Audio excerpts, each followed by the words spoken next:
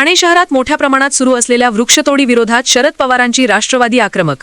ठाणे शहरात सुरू असलेल्या वृक्षतोडी विरोधात शरद पवारांच्या राष्ट्रवादीचा आंदोलन। वृक्षारोपण करत राज्य सरकारला दिला इशारा।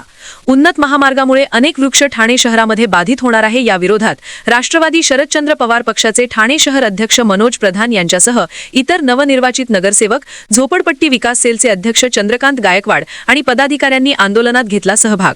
बाधित झालेल्या झाडांच्या ठिकाणी वृक्षारोपण करत वृक्षतोडी विरोधात करण्यात आला निषेध।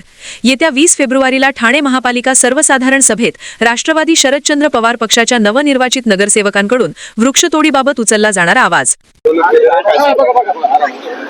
याच्यात दोन गोष्टी, एकच ये ना मनीषा पुढे।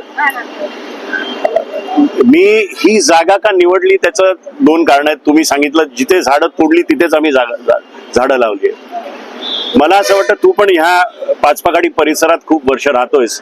मी इथला नगरसेवक होतो आणि ही जी झाडं आपण बघताय ती चंद्रशेखरच्या वेळेस हा सर्व्हिस रोड बनला आणि ती झाडं ही मी स्वतःच्या हाताने लावलेली झाडं आहेत। 30 वर्ष जुनी झाडं आहेत। आम्ही समोरच्या सोसायटींना दर सोसायटीला 10 झाडं दत्तक असं करून ही झाडं मोठी केली, जगवली आहेत। आज मुद्दामून अतिशय वाईट वाटतंय की ही झाडं यांचा कत्ल होतोय।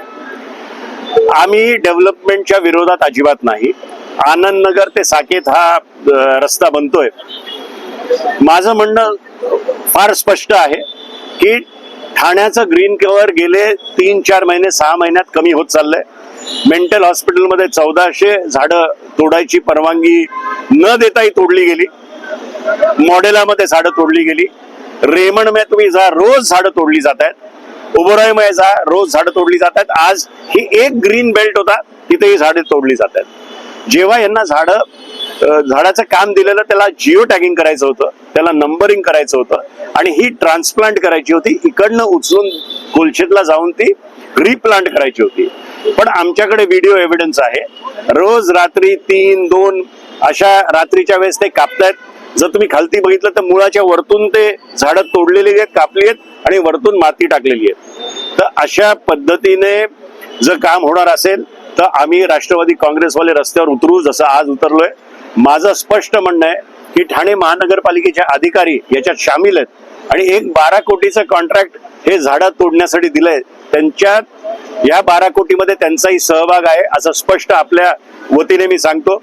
मी आपल्या वतीने एक चेतावणी देतोय की अशा प्रकारची जर झाडं तुम्ही तोडली तर आम्ही उग्र आंदोलन या ठाणे शहरात उभं करू। किंबहुना आम्ही एक PIL दाखल करायच्या फिराकीत आहोत। दुसरं तुम्हाला मी सांगतो की सगळ्या वृत्तपत्रांमध्ये आलेलं आहे की 305 AQI ह्या आठवड्यात या ठाण्याचा होता। काल मी बघितलं 245 होता। म्हणजे हळूहळू हे ठाणे शहर दिल्लीच्या वतीच्या दिशेने चाललंय। म्हणजे 10-15 वर्षात तर इथे ग्रीन कव्हर उरणारच नाही। तर कोणाला काहीतरी करायला पाहिजे। राष्ट्रवादी काँग्रेसने पहिलं पाऊल उचललेलं आहे आणि आम्हाला एक संधी घ्यायची होती ही दाखवायला ठाणेकरांना की उघड्या डोळ्याने तुम्ही पण बघू नका, तुम्ही पण रस्त्यावर उतरा आणि आंदोलनात सहभागी व्हा। ही जी कत्तल चालू आहे या संदर्भात काही आणखीन माहिती आमचे पदाधिकारी सौरभ वर्तक आपल्याला देतील। या विषयात मला एवढंच सांगायचं आहे की ज्या कॉन्ट्रॅक्टरला स्वामी समर्थला हे टेंडर झाडं रिवाईव्ह करायला दिलं गेलंय, त्याला रिप्लांटेशन सांगितलं कोलशेतला करायला, तेही नंबरिंग आणि जिओ टॅगिंग करून, मग त्यांनी आतापर्यंत त्याच्या वर्क ऑर्डर मध्ये 177 झाडांचं रिप्लांटेशन दिलंय। त्यांनी आतापर्यंत 300च्या वर झाडं कापलेत। ह्याच्यामध्ये वृक्ष प्राधिकरण समितीचे सहाय्यक आयुक्त राजेश सोनावडे यांचा सहभाग आहे, उपायुक्त बोडके यांचा सहभाग आहे आणि उमेश मला वाटतं एक जय कुमारचे एक आहेत, त्यांचंही नाव मी सांगू इच्छितो, ते मी नंतर एक्सप्लेन करीन तुमच्या मार्फत।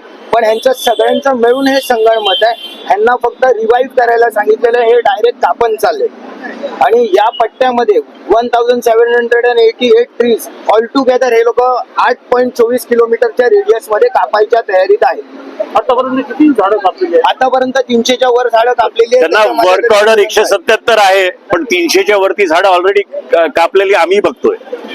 म्हणजे हे मुळापासून जिथे आता साहेबांनी नवीन झाडं लावली तिथून मुळापासून हे झाड उपटून रात्री 3 वाजता टेम्पो मध्ये हे लोकांनी भरून टाकलं आणि हा त्याचा व्हिडिओ आहे झाडाचा।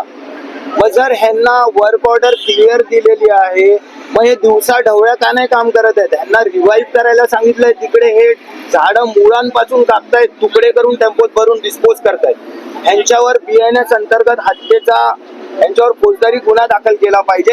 आमची एवढीच मागणी आहे साहेबांच्या मार्गदर्शनाखाली की पुढेही याच्या पाठी आम्ही PIL करू, याचा पाठपुरावा करू.